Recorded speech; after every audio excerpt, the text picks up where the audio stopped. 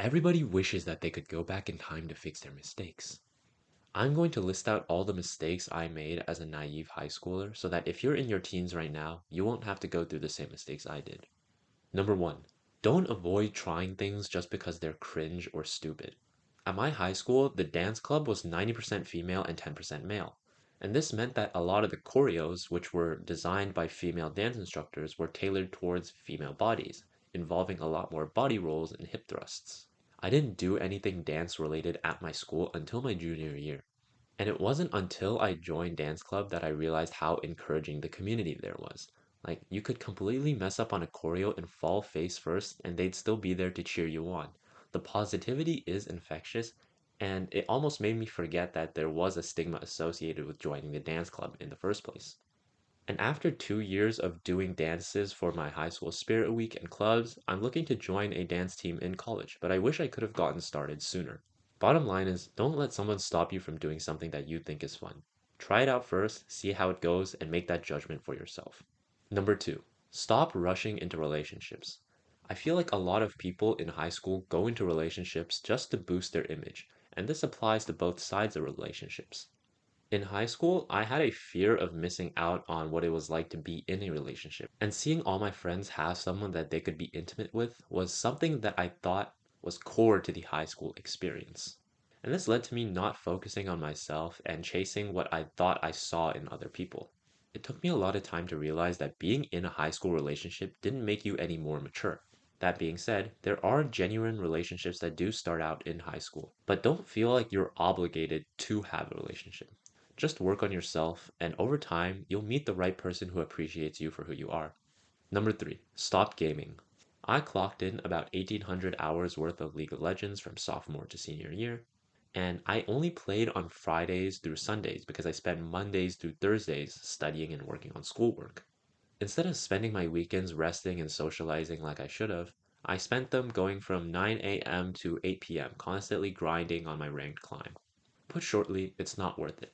I would have rather spent those thousands of hours going out with friends and exploring the Bay Area, which isn't really as realistic now because all my friends are moving on with their lives in college and in the workforce. But to you people who just spend all day playing Valorant and ordering DoorDash, go outside, touch some grass, and hang out with some friends. And trust me, in the future, you'll realize how much you missed that experience. Number four, talk to different types of people. In the Bay Area high school I went to, the demographic was about 90% Asian. And within that 90%, I exclusively hung out with a group of people who were very academically oriented. As a result, when I left the Bay Area, I found it very hard to maintain conversations with people who were not from that academically oriented niche of Asians. And I was very fortunate to have recognized this problem halfway through my high school career. On the first day of junior year, I made it a goal to sit with as many different people as I possibly could. And this is very important, regardless of whether you're introverted or extroverted, because even antisocial people have to encounter different types of people in their lifetimes. Unless you never leave your front door, you're not going to be able to choose who you interact with on a daily basis, choose who you work around, choose who you eat around, choose who you talk to with 100% confidence. That's why I think high school is one of the best places to work on your social skills because you have that pool of people that are constantly there every day for you to talk to and work on and build connections in. You can see where you are in terms of progress, and every day you can make those incremental steps to improving how you communicate with people. Number five, sleep properly. I think the idea of studying for long hours is romanticized way too much, and this leads to a lot of people I know staying up all night on weeknights to study and spending the majority of their weekends sleeping until the afternoon. Nothing is worth sacrificing your health over, and you might think that by sacrificing those hours of sleep to study, you're going to get better grades. But unless you're awake enough to properly retain 100% of that information you study, the studying isn't really that useful. Instead, my advice is this: go to sleep and wake up at the same time every day, even on weekends. There's no such thing as catching up on sleep on the weekends. That's not how sleep schedules work.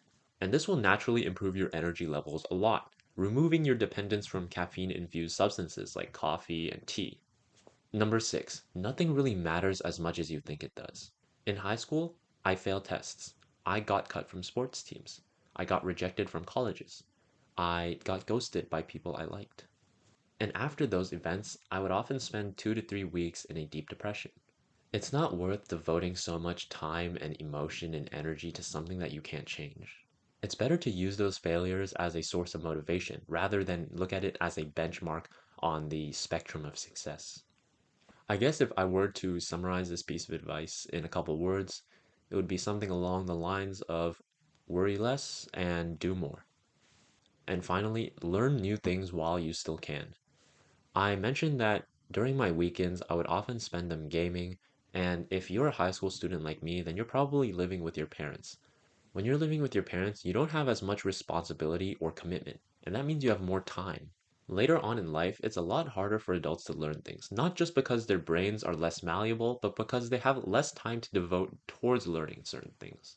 After graduating high school this June, I put time towards learning skills like sewing and video editing, and I went out and started going to the gym more and participated in different activities with my friends while I still could. Again, the problem is I didn't start sooner. Instead, I put those thousands of hours doing useless tasks like gaming, which seemed fun at the time but didn't benefit me in any way. So if you're thinking about something like learning a new language or picking up a hobby, then I suggest you do it right now and click off this video. And yeah, that's the list of all the things I messed up on as a naive high schooler. If you have any other things you'd like to suggest, please leave them down in the comments below, and I'll try to look at them and reply to them when I have time.